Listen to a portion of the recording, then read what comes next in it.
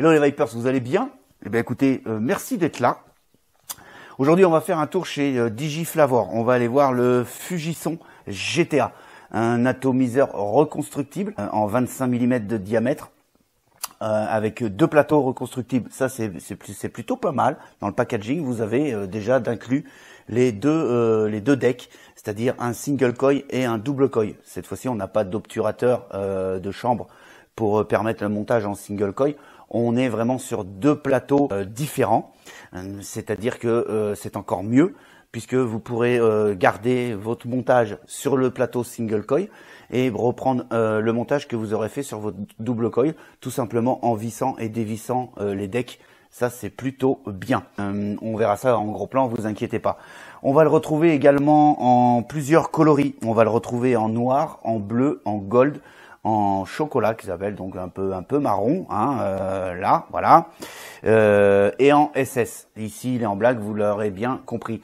On a un airflow qui arrive par le dessous, qui vient taper le dessous des coils, réglable, monté sur une bille, vous l'entendez? Ça, c'est plutôt bien, ça permet d'avoir un réglage qui bouge pas du tout. C'est un ato que vous allez trouver aux alentours des 37-38,90 €, hein, sur des shops français hors promotion, j'entends bien. Et puis voilà, et puis j'ai pas d'autres choses à vous dire là tout de suite maintenant, on va plutôt aller voir un petit peu ce qui se passe de plus près. On va donc passer en gros plan et on va aller voir ce Fujisan GTA de chez Digiflavor. C'est parti.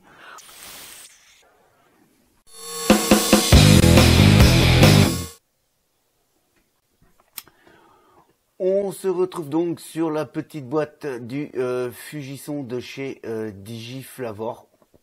Petite boîte en carton traditionnelle, hein, ici donc avec un petit message de précaution, les petits pictos qui vont bien. Fujisan GTA, une photo de l'atomiseur.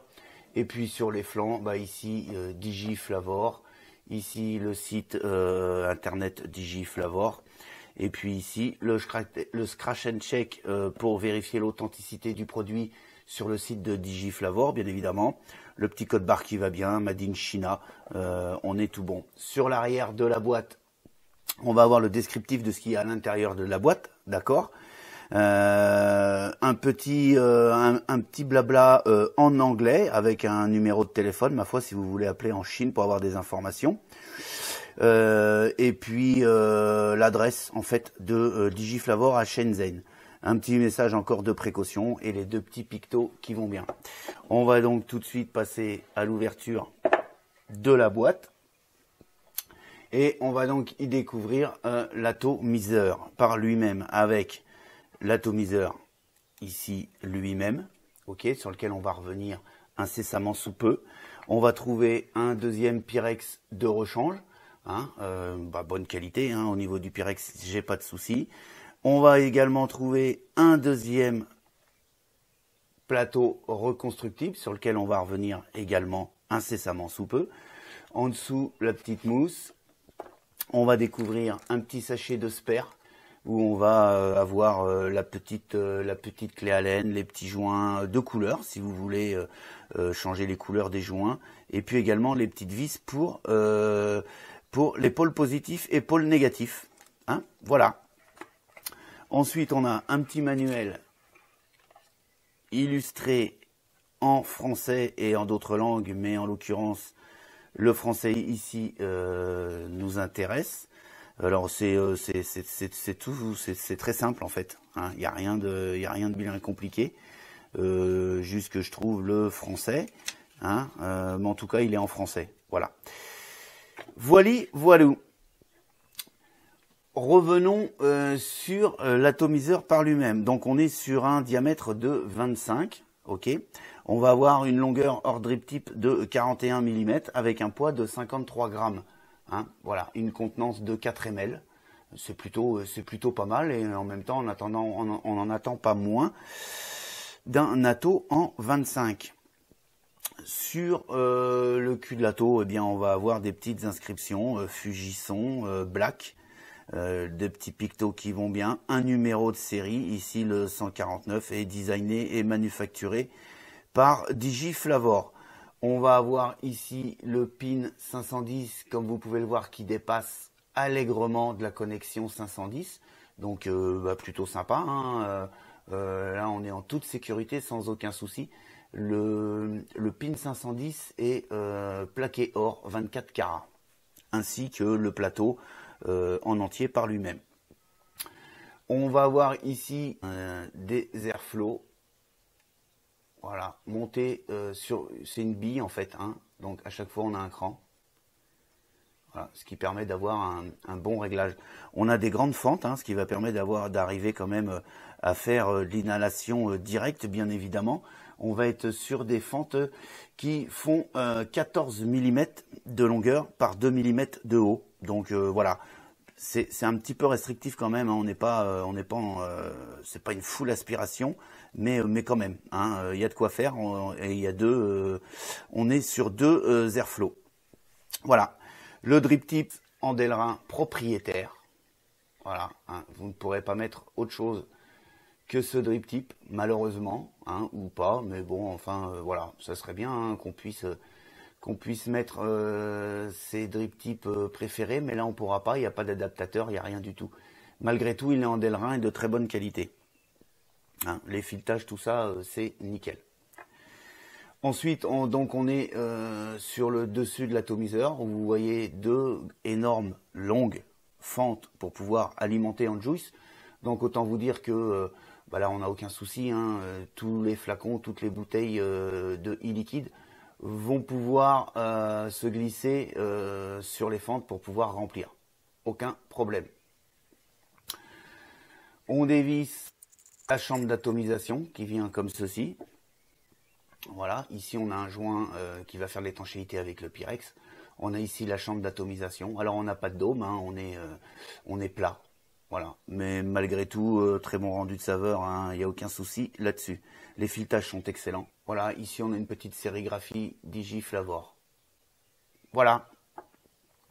Ensuite, on a le Pyrex et le deuxième joint qui est venu avec le Pyrex, ça a légèrement collé un peu. Le Pyrex, il n'y a rien à dire dessus, hein, épaisseur correcte, et bien ébavuré, aucun souci. Donc le joint, puisqu'il était parti, on va l'enlever. Voilà. On va se retrouver ici donc sur un premier plateau, comme vous pouvez le voir ici en single coil, d'accord, hein, donc vous pouvez monter, hein, comme vous pouvez le voir, hein, allègrement un coil sur un diamètre de 3 mm, ça rentre sans aucun souci, d'accord. Ici on a des vis à laine pour pouvoir serrer le cantal. Enfin le fil résistif plus précisément. Vous allez pouvoir mettre des fils résistifs d'un très gros diamètre, puisqu'on a largement la place ici pour pouvoir passer les fils de tout diamètre, même avec des coils un petit peu exotiques comme on dit. On a le trou, l'arrivée d'airflow ici juste en dessous le coil, hein, d'un diamètre de 5 mm, donc autant vous dire que ça respire, hein, il n'y a pas de souci. Et puis ici vous apercevrez les deux petites fentes où vous allez faire venir descendre le coton jusqu'ici dans le bas de la cuve, hein, pour pouvoir absorber le liquide et le faire monter au niveau de votre résistance. Voilà. Pour changer les decks, il n'y a rien de plus simple. Vous dévissez celui-ci, voilà.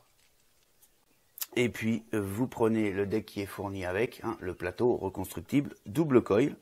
Avec, vous voyez ici, vous avez un joint qui vient parfaire l'étanchéité. Je vous dis, il n'y a aucune fuite sur cet ato, il n'y a aucun souci. La conception est bien faite. Voilà, ici on a donc le double coil, hein, plateau type Velocity, avec deux grandes arrivées d'airflow de chaque côté, hein, 5 mm de chaque côté. Pareil, hein, ça respire sans aucun problème. Les deux plateaux sont plaqués or 24 carats pour parfaire la conductivité. Vous pourrez bien évidemment démonter tout ça, hein, pour le nettoyer en profondeur.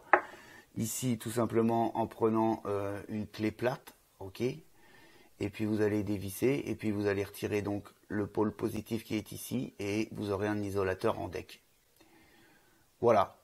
Hein, pareil ici, vis BTR sur lequel on a des bons diamètres, hein, quand même, de fil, où vous pourrez rentrer sans aucun souci n'importe quel, entre guillemets, n'importe quel coil, puisqu'on doit avoisiner les 3 mm au niveau des diamètres des trous. Voilou. Alors vous voyez, hein, le plateau ultra simple de montage, hein, il y a la place que vous voulez, il n'y a aucun souci. Pareil pour le plateau double coil. Vous allez voir que la connexion dépasse très bien. Vous avez vu, hein, ça se visse, dépasse très bien de la connexion 510. Ok, hein, donc ça c'est pas mal quand même côté sécurité. Voilou. Bah écoutez, j'ai pas grand chose d'autre à vous dire, hein, aussi, peut-être pour le cotonnage. Hein. Donc ici j'ai déjà un coil de montée, d'accord. Donc ici je suis en single coil, en Clapton, d'accord. On va le cotonner, hein, je vais vous faire voir un petit peu comment ça se cotonne. Donc je monte ça sur ma table d'une très belle couleur d'ailleurs, que j'adore. Celle-ci je la trouve partout, hein, je vais vous dire, je la perds pas. Hein. Même dans le noir, je ne la perds pas. Je prends un petit peu de coton. Voilà, ici de la Native Wick, hein, pour vous donner la nature de mon capillaire. Donc, hein, comme d'hab, on fait la petite pointe. On passe ça dans le coil. Et puis voilà. Hein. Alors, pas trop serré pour pas avoir de dry heat, surtout à l'intérieur du coil, puisque le veau de coton va prendre un chouïa de volume. Et puis maintenant, il suffit de venir couper un petit peu au pif. Hein. Moi, ça y est, j'ai pris mes repères. Voilà, je viens couper à peu près par là. Pareil de l'autre côté. On va couper à peu près par là. Et puis ensuite, moi, ce que je fais, c'est que je viens imbiber mon coton.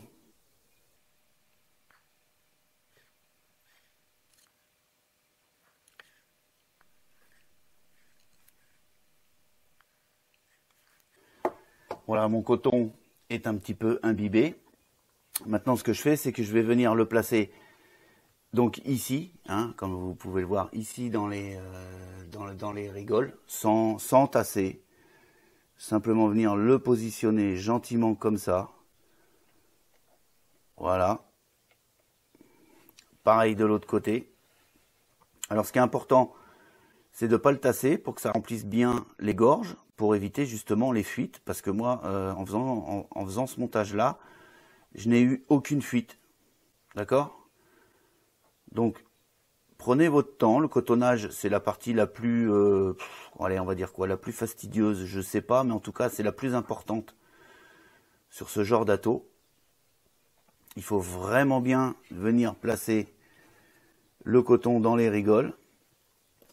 Et puis ensuite, on va venir finir le montage. Je remets le joint qui était parti tout à l'heure du Pyrex. Voilà, je le remets dans sa gorge. Alors ne l'oubliez pas, hein, parce que bah, vous aurez compris sinon. Hein, petite fuite, forcément.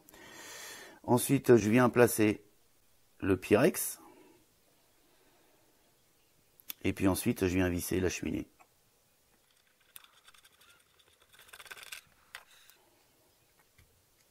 Et puis on serre au contact, hein, il n'y a pas besoin de serrer comme un bourrin. Et puis voilà un petit peu ce que ça donne. Hein, vous voyez les mèches, elles viennent très légèrement dépasser ici pour venir dans le fond du tank. Hein, voilà. Ensuite, ben, il ne vous reste plus qu'à remplir. Allons-y. Alors là, je suis sur du liquide en 70 VG. Et puis on remplit donc 4 ml de contenance. Hein.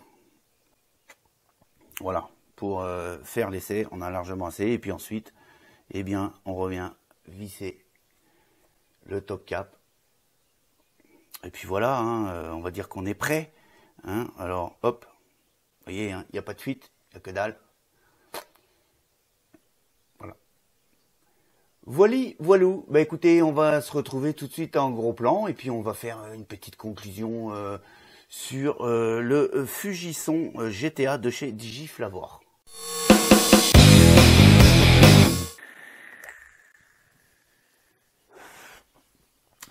Voilà, on s'est fait le tour de la bestiole. Vous avez vu, on est sur du qualitatif quand même, on est sur quelque chose de qualité. C'est bien fait, c'est bien fini. Vous avez vu, hein, ça ressemble quand même, ça ressemble de près au mage GTA de chez Koi Art, hein, on est bien d'accord. Mais voilà, ça, il a le mérite d'être là. Moi, je ressens de très bonnes saveurs sur cet atomiseur en single coil et en double coil. Là, en single coil, comme vous l'avez vu, en Clapton, et je suis à 25 watts avec une résistance de 0,62 ohms. Et très honnêtement, j'ai de très bons rendus de saveur et avec quand même un volume de vapeur qui est quand même là pour du 25 watts.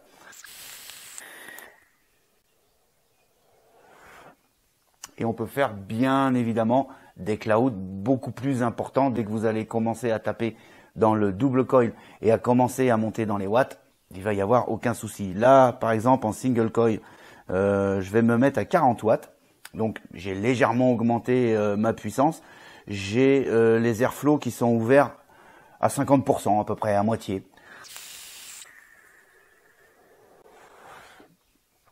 Alors, sur le single coil, à 0,60, à 0,62 ohms, pour être très précis, je commence à avoir une petite perte de saveur, mais par contre, une augmentation du volume de vapeur.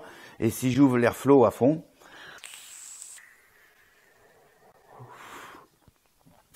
j'augmente bien évidemment la vapeur.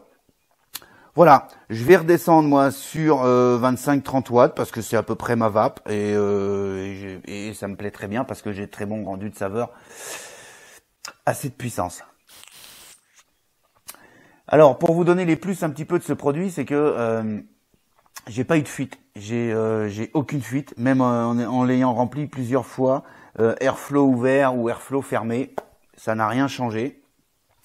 Bien sûr, il faut un petit peu un tantinet s'appliquer au niveau du cotonnage, mais vous avez vu, il est ultra simple et il y a la place, il y a toute la place qu'on veut pour faire un bon cotonnage. Donc j'ai pas eu de soucis, j'ai pas eu non plus de dry heat, hein, on en revient toujours au même, hein, c'est au dosage du coton, c'est-à-dire qu'il faut pas trop le tasser quoi, hein, ni trop peu ni pas assez. Hein, c'est voilà. Les autres plus, ce que j'aime bien moi au niveau du package, hein, le package il est plutôt complet et j'apprécie c'est les deux plateaux, hein, les deux decks, comme je vous le disais, hein, l'avantage c'est que vous avez fait votre montage en single coil, vous avez envie de passer en double coil. Il n'y a pas besoin de démonter ou de faire quoi que ce soit au niveau de votre montage. Vous dévissez votre plateau, vous prenez le plateau double coil, vous le mettez dessus, vous êtes en double coil. Ça, c'est plutôt bien et c'est plutôt un avantage. On a aussi cette contenance de 4 ml. 4 ml, c'est plutôt pas mal. Bon, en même temps, sur un atto de diamètre 25, on pouvait pas s'attendre à moins quand même. Hein, c'est un minimum 4 ml. Surtout qu'avec le double coil, quand vous allez commencer à monter dans les watts, il y a une consommation qui est plutôt un petit peu élevée, même en single coil. Hein, je dois vous dire que même en single coil à 40 watts, il descend assez vite. Il a une sacrée consommation. Voilà. On va dire que sa consommation fait partie des moins aussi. Parce que voilà, même en single coil à 30 watts, hein, on a quand même une consommation pas extrême, mais qui est quand même présente et ça consomme quand même pas mal. Et puis j'ai trouvé un autre moins, alors qui est pas du tout rédhibitoire pour ma part, c'est au niveau du drip tip. Hein, le drip tip, il est propriétaire. Vous ne pourrez pas mettre un drip tip 510 de votre choix, ça va pas être possible. Voilà, c'est l'atto propriétaire. Voilà, il me semble que je vous ai à peu près tout dit sur le Fugisson de chez Digiflavor. Maintenant, il me reste plus qu'à vous donner la note que je lui ai décernée au sein du Vapelier. Je lui ai décerné la note de 4,6 sur 5, ce qui permet de le passer en top atto parce que moi je le trouve franchement bien. Il a beaucoup d'avantages et très peu d'inconvénients. Hein. Je vous dis, le seul inconvénient moi que j'y ai trouvé, c'est sa consommation et le drip tip propriétaire. Pour le reste, c'est carton plein. Ça marche du feu de Dieu. Voilà. Sur ce, je vais vous souhaiter une excellente journée, une excellente vape. Et quant à moi, je vous dis à très très bientôt pour d'autres aventures de la vape. Allez, ciao ciao.